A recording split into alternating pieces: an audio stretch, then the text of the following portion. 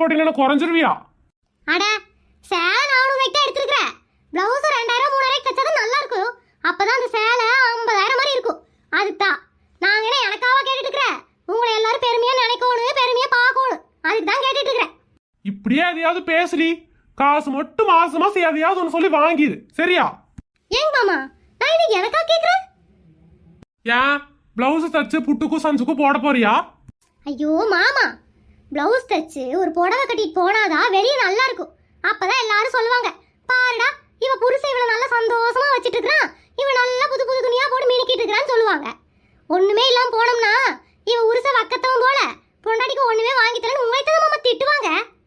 ஆமாண்டி, உங்களுக்கு துணி மணி நகை நட்டெல்லாம் வாங்கி கொடுத்தோன்னு வச்சுக்கோ, எல்லாரும் பொண்டாட்டிக்கு பாரு எவ்வளோ காசு செலவு பண்ணிட்டு இருக்கிறான், சரியான லூசு பையன்னு சொல்லுவாங்க.